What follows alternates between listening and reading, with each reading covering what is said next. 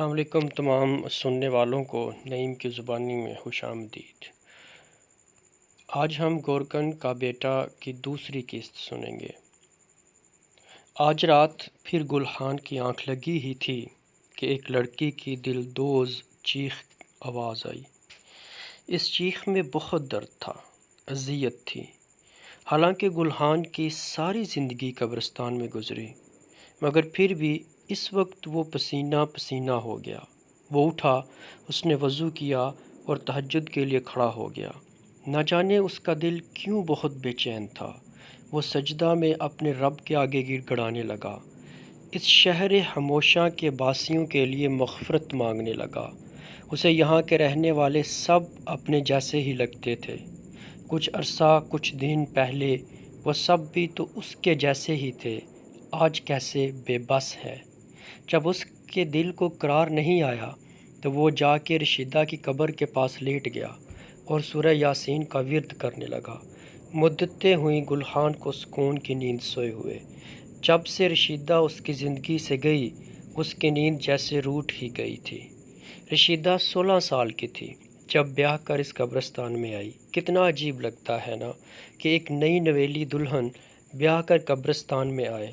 وہ کم عمر لڑکی تھی، بے حد ڈرپوک، مگر گلحان ایک غریب آدمی، معمولی تنخواہ پانے والا گورکن۔ اس کے پاس اس قبرستان میں بنی کٹیا کے علاوہ اور کوئی ٹھکانہ نہیں تھا۔ شروع میں رشیدہ بہت ڈری سہمی رہتی تھی، ہر وقت کمرے میں بند۔ جب وہ حاملہ ہوئی تو اس نے کمرے سے باہر نکلنا بالکل ہی چھوڑ دیا تھا۔ گلحان اسے بہت سمجھاتا تھا کہ کچھ نہیں ہے، یہ لوگ کچھ نہیں کہتے، کسی کو باہر نکل کر چہل قدمی کیا کرو، مگر وہ بہت ہی ڈری ہوئی رہتی تھی۔ گلحان اس کا بہت خیال رکھتا تھا، محبت بھی تو بہت کرتا تھا۔ جب سلیم اس دنیا میں آیا تو رشیدہ خوف میں اور اضافہ ہو گیا کہ وہ ایک نو مولود بچے کے ساتھ قبرستان میں کیسے زندگی گزارے گی، مگر ان لوگوں کے پاس نہ کوئی اور روزگار تھا، نہ کوئی ٹھکانہ۔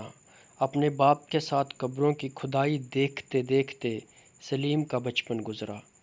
گلحان اور رشیدہ اسے پڑھانا چاہتے تھے، اور رشیدہ کو تو بس یہ امید تھی کہ جیسے ہی وہ پڑھ لکھ کے کچھ بنے گا، وہ لوگ کہیں اور گھر لیں گے اور یہاں سے چلے جائیں گے۔ مگر سلیم اسکول کے زمانے سے ہی غلط صحبت میں پڑ چکا تھا۔ ایک اور گورکن کا بیٹا اس کا دوست بن گیا تھا، نادر، جس نے سلیم کو نشے کی عادت لگائی اور وہ اکثر اس کے ساتھ راتوں کو قبرستان میں بیٹھنے لگا۔ رشیدہ ان دونوں کی دوستی کے بہت خلاف تھی، کیونکہ نادر سلیم سے عمر میں کافی بڑا تھا۔ وہ اکثر اسے ڈانٹ کے بھگا دیتی اور سلیم کو زبردستی کٹیا میں لے جاتی تھی۔ سال کا ہی تھا، ایک رات رشیدہ قبرستان میں مردہ حالت میں ملی۔ ایسے لگتا تھا کسی نے گلا گھونٹ کے مارا ہے۔ پولیس نے کچھ تحقیقات کی، مگر گلحان نے پوسٹ مارٹم کی اجازت نہیں دی اور یوں رشیدہ کی پر اسرار موت کا معمہ حل نہ ہو سکا۔ مگر جس دن اس کی تدفین ہوئی، بس اس کے رونے کی آوازوں نے گلحان کو سونے نہیں دیا، اور اس رات بھی وہ روتی رہی، مگر اس کے ساتھ کوئی اور بھی رو رہا تھا۔ صبح کا اجالا پھیلتے ہی گلحان اٹھا اور قبرستان کا چکر لگانے نکلا، اور کچھ دور جا کے اس نے سلیم کے دوست نادر کو ایک قبر کے پاس اوندے پڑے دیکھا، مگر قریب پہنچ کر اس جیسے مضبوط اعصاب کے مالک انسان کی بھی چیخ نکل گئی۔ ایسا لگتا تھا کہ نادر کا سر کسی بڑے پتھر سے کچلا گیا ہے، مگر آس پاس کوئی بڑا پتھر نہیں تھا، نہ کسی اور کی موجودگی کا کوئی نشان۔ بہت چھان بین ہوئی، تھک ہار کر پولیس نے بھی قبرستان کا آسیب لکھ کر کیس بند کر دیا، مگر اب گلحان کو بھی تشویش ہونے لگی تھی۔ اس نے ایک عمر یہاں گزاری تھی، مگر ایسے کسی آسیب سے اس کا پالا نہیں پڑا۔ ہاں، مگر اس رات اچھی بات کیا ہوئی کہ رشیدہ کے رونے کی آوازیں نہیں آئیں، اور اس خاموشی نے گلحان کو اور بے چین کر دیا، اور پھر وہ آدھی رات کو اٹھ کے اپنی بیوی کے قبر کے پاس لیٹ گیا۔ اسے محسوس ہوا کہ آج وہاں بہت سکون ہے، رشیدہ آرام سے سو رہی ہے۔ گلہان کو بھی نیند کے جھونکے آنے لگے۔ تب اسے کچھ سرگوشیاں سی سنائی دیں، جیسے رشیدہ کچھ کہہ رہی ہو۔ وے جھلے، اب کیوں سونے آتا ہے یہاں؟ اس رات کیوں نہیں آیا تھا جب مجھے دفنایا گیا تھا؟